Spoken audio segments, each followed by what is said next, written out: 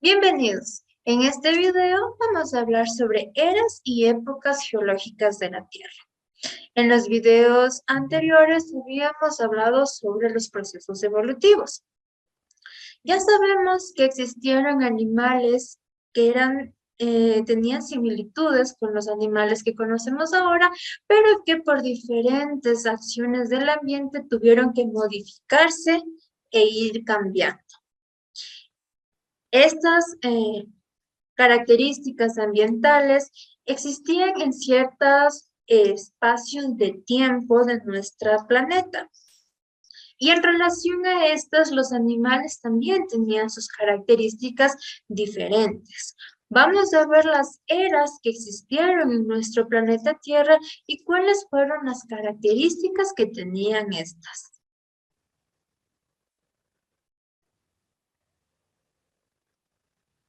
La historia de la Tierra es contada por la edad de las rocas.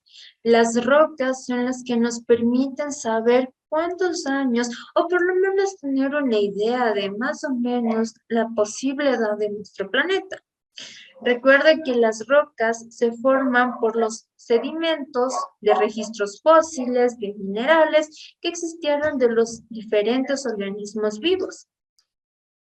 En las rocas quedan los registros de diferentes procesos geológicos que han sucedido, de los diferentes animales que existieron, inclusive en las rocas queda el rastro de los diferentes elementos químicos que existieron.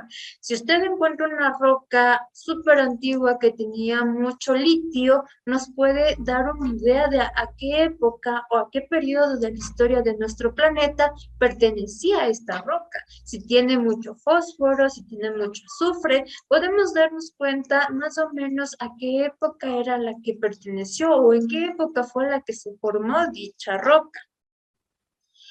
Gracias a las rocas, se estima que nuestro planeta tiene entre 4.400 y 4.500 mil millones de años.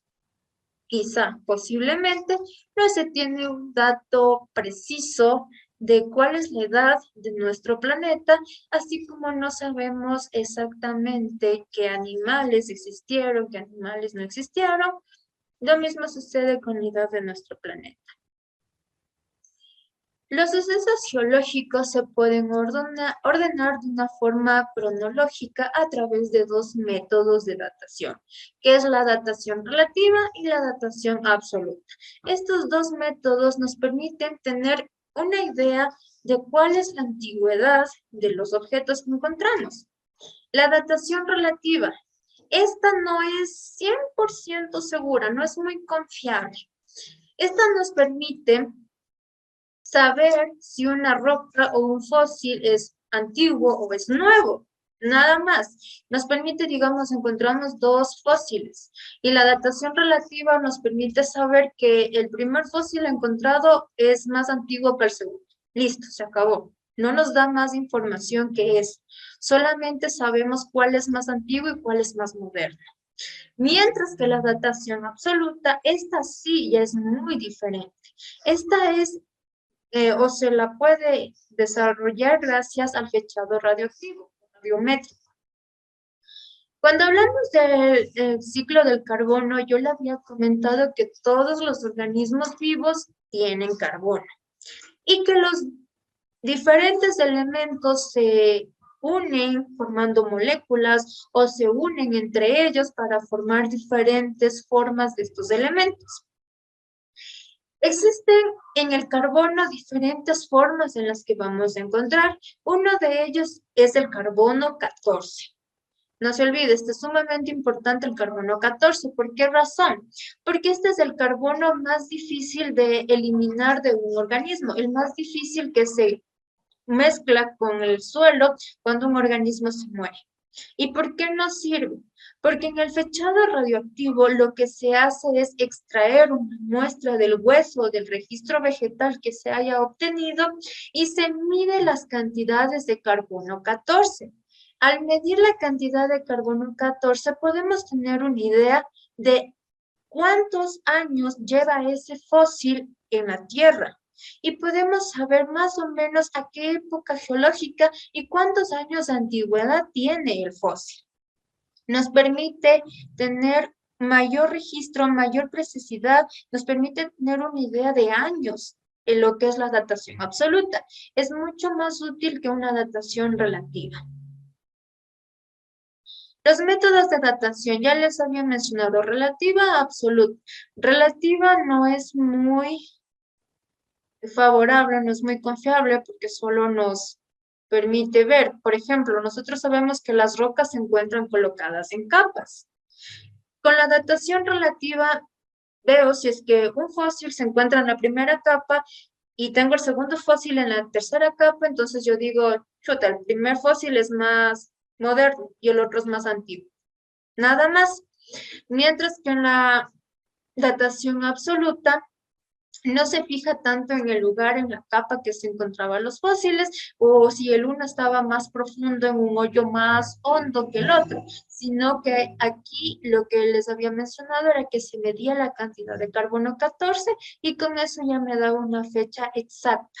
Recuerde que nuestro planeta tiene lo que son las placas tectónicas y estas se van moviendo. Hay momentos en el que una placa va a estar encima, va a estar la otra debajo, se van a chocar, van a formar elevaciones. Por eso la datación relativa no es tan confiable, porque puede ser que el fósil que estaba muy al fondo por el movimiento de las placas tectónicas salió a la superficie. Y no significa que sea un fósil moderno, sino que la datación absoluta nos ayuda a darnos cuenta de esto, de que no siempre el fósil que estaba al inicio es el fósil moderno y el fósil que estaba abajo es el fósil antiguo, sino que también puede darse este pequeño proceso de movilización de placas tectónicas. Las eras y las épocas geológicas. Para comprender la evolución y los cambios de la Tierra es necesario dividirlo. Ya les mencioné al inicio más o menos la antigüedad o los años que se cree que tiene nuestro planeta. Son muchos años, son 1.000 millones de años, muchísimos. Entonces no es fácil el estudiarlos años por años, sino lo que se hace es todo esto ir dividiéndolo para poder comprenderlo mejor. ¿Cómo se dividen en relación a los registros fósiles que hemos encontrado? Se ven las características de los registros, se miran los años y se va viendo. Si es un fósil extremadamente grande, entonces se asume que si era un carnívoro, los herbívoros también tenían que ser muy grandes para poder abastecerse. Y si el herbívoro es muy grande, entonces la flora vegetal también tenía que ser extremadamente grande para poder abastecer de alimento. Si encontramos un animal que es pequeño, entonces el ecosistema en el que habitaba también tenía que ser una vegetación pequeña para poder existir una similitud. Los registros fósiles son los que nos ayudan a crear, a saber cómo era antes el ambiente de nuestro planeta y también a poder colocar un límite y decir, pues la era tal es desde este año hasta este año, porque todos estos fósiles tienen el mismo nivel de carbono 14 y las mismas características. Nuestra planeta Tierra se divide en 3 eras, que es la era paleozoica, conocido como la vida antigua, la era mesozoica, vida intermedia, y la era cenozoica, vida reciente. Las épocas, ¿qué es una época? Nuestra era es el grupo principal y de este se van a salir unas ramitas. Cada una de estas ramitas se conoce como época. Es la subdivisión de una era para poder comprenderlo de mejor manera. Los sucesos para poder clasificar a las diferentes especies que existieron y a la evolución que éstas dieron. Pero recuerda, son 3 eras, paleozoica, cenozoica y mesozoica, las 3 eras que tiene nuestro planeta. Existen registros de 2 eras antes de las que ya les mencioné, pero no se las toma, bueno, no se puede profundizar mucho en estas porque no hay mucha evidencia, que es la era arqueozoica y la pretozoica. En la arqueozoica nos menciona que se da el inicio de la formación de lo que es la corteza terrestre, de donde nosotros estamos paraditos, es el inicio de esta formación.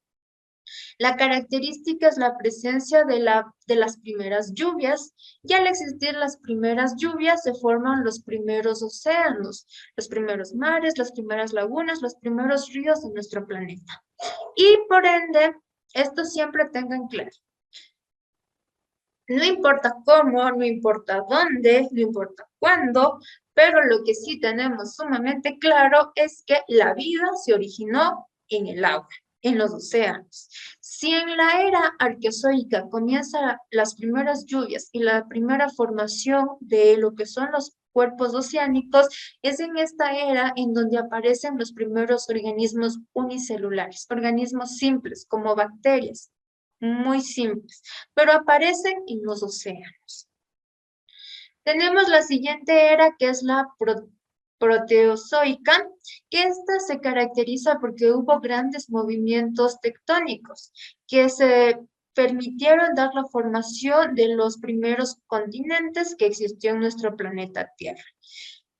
Estas son las dos eras que existieron antes de las tres que ya les mencioné, pero existe muy poca evidencia que nos ayude a saber claramente cuáles eran las características y qué sucesos pasaron en estas.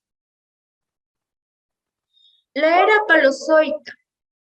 En esta, la Tierra se divide en pequeños continentes. Ya vamos formando, aún no existe aquí los 5 continentes que tenemos ahora, pero comienzan a formarse varios continentes. Abarca una gran cantidad de invertebrados. Aquí aparece lo que son los trilobites, los graptolites y los braquiodípodos. Se da una proliferación en los bosques de helechos, comienza a haber muchos helechos, plantas leñosas, y aparecen los primeros vertebrados, como los peces, anfibios y reptiles. Es lo que pasa en la era paleozoica. En la era mesozoica. Esta es conocida como la era de los dinosaurios, la era mesozoica.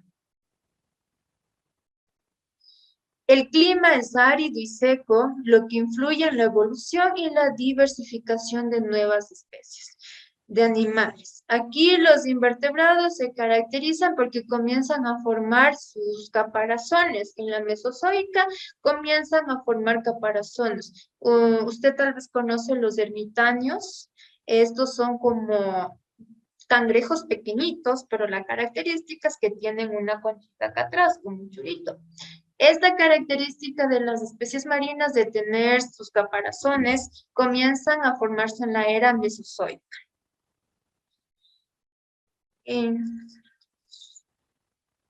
Se da un amplio desarrollo de lo que son los organismos vertebrados, sobre todo lo que son los reptiles. Recuerde que en la era mesozoica es donde se da el auge de los dinosaurios y por lo tanto comienza a tener un gran apogeo los reptiles. Aparecen los primeros mamíferos, las aves y las plantas con flores. En la era cenozoica, esta es conocida como la era de los mamíferos, es la última. Aquí, esta era se da después de la extinción de los dinosaurios. Recuerde que la era mesozoica se caracterizó porque fue el apogeo, donde hubo mayor cantidad de dinosaurios.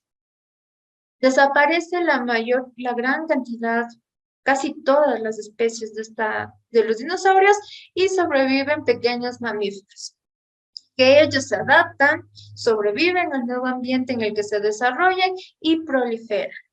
Dominan las partes terrestres.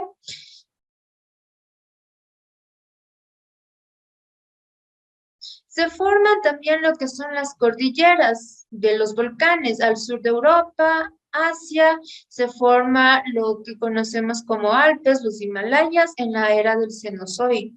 La distribución de los continentes y de los océanos ya es la de la época que ahora nosotros conocemos. Cenozoica, ya existen los 5 continentes que nosotros conocemos y es en la época en donde aparece la mayor cantidad de mamíferos. El video de la clase concluye en esta diapositiva. Espero que la información brindada le ayude en su formación académica.